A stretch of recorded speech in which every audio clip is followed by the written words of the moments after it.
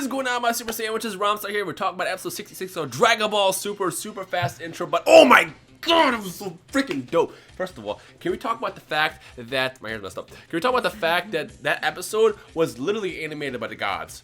Like, it's funny, like, Super has always been criticized for not being as animated too well. The first start of the series was really, really bumpy. We'll never forget episode 5. We'll never forget, you know, the Resurrection F arc. But once, like, the real Super started after episode 28, the Champa arc, and now with the Future Trunks arc, it's been A1. But that episode, literally, was the gift from the gods. Actually, you're giving gods too much credit. It was mortals, and we're amazing. Yeah! It's funny because that actually really, really fits to what's been going on. So, let's go ahead and just kind of go into this really fan servicey episode, but it was pulled off really, really well. Like, I love the fan service. You thought it was fan servicey? Yeah, because I figured when they busted out Vegito, they were gonna make it sound like Vegito was gonna be the one that beats. Yes. That's why I was like, okay, Vegito's gonna be the one. And then I was like, oh, well, still badass, but yeah. I'm glad it ended the way it ended. There was actually a lot of fan service in there now that you mentioned. Yeah, but in a good way. In a really good way and a new way. Yes. So let's go ahead and kind of review everything that happened. So we kick it off by where last week it ended, which was Goku was blasting a Kamehameha at the Zamasu ball of energy of death or whatever, and Goku being Goku, he blasts that back, and he doesn't just blast it back, but it goes through his and destroys Zamasu's body. Now the big question that we all had was, is this new version of Zamasu immortal? And the answer is, sort of. In fact, half his body is immortal, which is funny because like he's been so anti-mortals for a long time, and now he finally fused with a mortal, and that was ultimately his downfall in the situation. Well, when that blast that Goku went all in on with the Kaioken Kamehameha, by the way, he busts out the Kaioken Blue once again, which completely destroys his body for a couple seconds. He when he blasted him with that attack, it destroyed like the right half of his body, which basically was black, and you know it wasn't over there. I mean, again, he's still immortal. But that's when they would decide, you know what? We need a little bit more power. Fusion. And not only did we get Fusion back with Vegito, we also got an age-old question answered. I was so hyped that the second I got that, I texted Geek and was like, bruh, like, we got the age-old question answered. Apparently, the reason why Vegito defused in Z was because if you're not a Supreme Kai, or if you're not a Kaioshin, you actually have an hour in the fused state. But in a situation of so this, simple. Yeah, because remember for long, we're trying to figure out what was it. You know, there was this long rumor back in the Z days that the reason why they defused was because the innards of Super Buu or something like that, which made no sense. Then there was a bunch of other theories that went around, and none of it really made sense. But I'm so glad to answer that question. Apparently, it's just because they're not a Kaioshin. And if you're not a Kaioshin, you're limited to an hour. And if you guys remember, what was I about to say? Doesn't matter what I was about to say. I completely tuned out. But they were limited to an hour. However, in this fight, they ended up being limited to far less because of how powerful they were. This reminds me of like when Gotenks go Super Saiyan 3, instead of being able to stay transformed for the full, you know, time that you can be fused with the fusion dance, it's a lot shorter. In this situation, again, because they went Vegito Blue, which was so awesome, by the way, they ended up being able to be fused for literally like minutes. Yeah, it was no time at all. They didn't get much time because they're so powerful. Yeah. The one thing that bothered me about that is technically, theoretically, Vegito should have been so powerful that Zamasu should not have had a chance at all. I mean, granted, I know he has still Goku's body inside him and he's immortal, so he basically has like unlimited potential to just keep getting stronger and stronger and stronger. On top of that, he has that immortal body. He was still pushing Vegito Blue back quite a bit, and that's the one thing that bothered me. It's like, if you guys remember, I don't know if you remember because it was such a long time ago, but when Vegito came out against Super Buu, it was like completely one-sided. On top of that, he didn't even go all out. Like when Vegito fought off Super Buu, it was like playing Dragon Ball Xenoverse. You're level 80 and you find level 1. That's how it was. So Vegito is an ultimate powerhouse fusion, and here is Zamasu somehow being able to keep up with him. Now again, I will, you know, give the benefit of the doubt. The reason why he can do that is just due to the fact that his body, again, has Goku's body inside him. On top of that, the immortality. It's a great mix. But somehow he still was able to hold it back. Now here's the part that completely threw me off. They defused.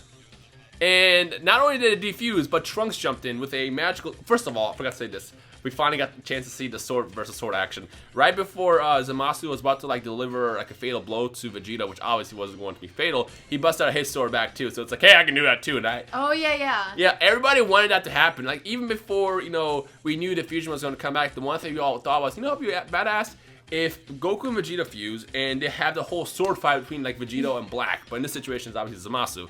And I love the fact that they showed that off as well. Like that's what I said. Like this is a little bit fan servicey, but it was done in a good way, in the right way. Two swords in this episode. Yeah, well, three.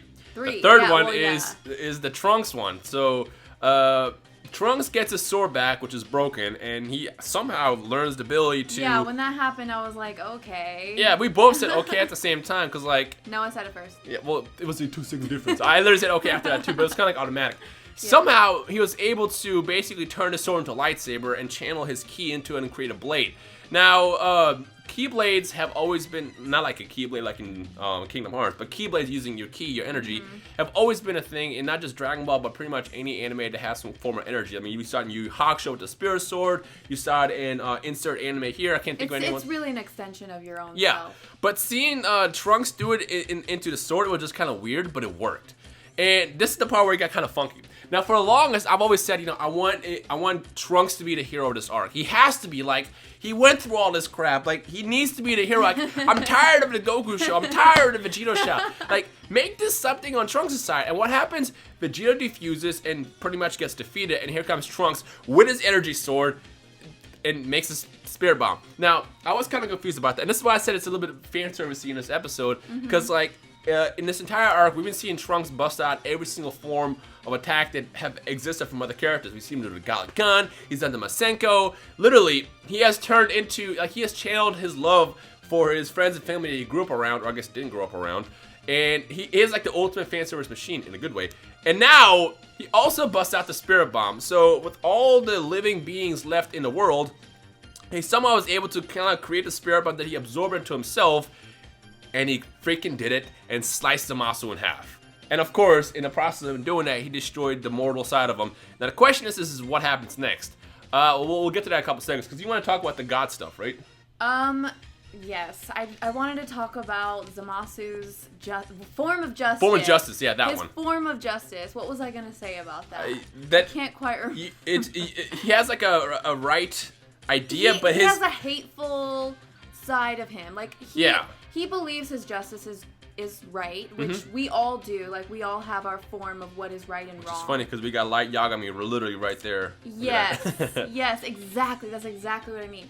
We all have our form of like what is right and wrong, but he has like this hateful revenge. He's full of himself, which is not sustainable. Like, I don't care who you are, what you think is right, what you think is wrong. If you have hate in your heart, it will consume you. And that's exactly what happens. It will never win in the end. And that's exactly what starts happening because Trunks is the opposite of that. Yeah. He represents everyone on the planet. He stands up for mortals. He stands up for their will to live. He was like, you know what? This is not my weakness. This is not weakness at all. This is my strength. No, he says this is my weakness, but he's not ashamed of his weakness. Yeah, well, he uses his weakness as a strength. And with that, he delivers a slicing blow, which seems to be the end of the fight. Now, again, I'm kind of confused here because, again, the other half of Zamasu technically is still alive and immortal. He's just, I don't know if he's going to, like, squiggle around, basically, like, wiggle, like, hey, I can still fight you. Like, I don't know if he's going, I don't even know what that was.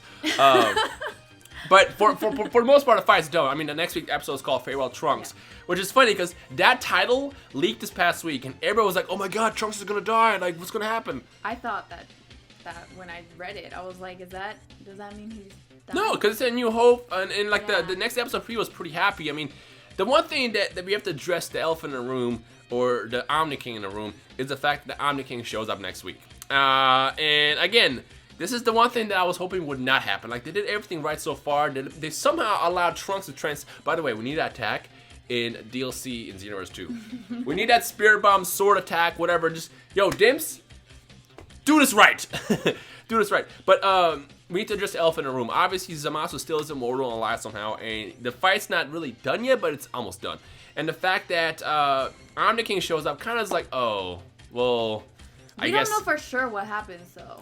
Not yet. I mean, to be fair, one of the producers for Dragon Ball Super did say that, like, the question was posed out is like, can how strong is I forgot what the exact question was, but essentially the question was, how strong is Zamasu? And their response was Zamasu is basically a cheat code. So no matter how strong you are, even when we saw Vegito couldn't technically kill him. Yeah. The only reason why he had a downfall is because he had the mortal side of him, which is kind of funny. Like, the mortals literally mortals all around him were the reason for his downfall. Actually, his downside, in my opinion, was his hatred. Well, yeah, but I'm saying like he hated mortals so much that the mortal part inside his body when he fused with Black was his big weakness. On top of that, it was a mortal that defeated him, and he's still taking a cheat code because he's still taking invincible. So now, it's kind of weird that the Omni King is supposed to step in. I feel like he's going to be the reason why the immortal side gets deleted or whatever, or But at the same time, it's like you got to fight Chico with Chico because the dude is literally he's a living game shark.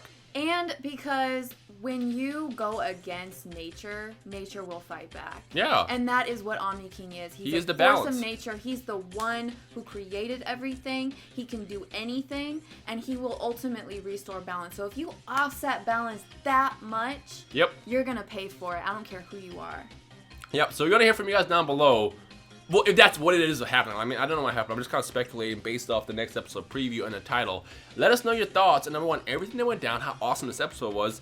2, what you think is going to happen next week. And 3, how you feel about if it is the Omni King that puts the immortal side of Zamasu basically into death mode or whatever he does to him. I wouldn't mind it that much because honestly, we got to see Trunks do his thing. Yeah, and even if he doesn't die and Omni King steps in, we still got to see kind of the defeat there. What would have pissed me off is if Zamasu still would have won. Like if he would have beaten Vegito down, Trunks down, and still been standing, and Omni King shows up like, oh yeah, exactly. you got to go. Like they did their job. Like I don't care what anyone says. The team behind this arc did an incredible job. Toriyama did an amazing job writing this out.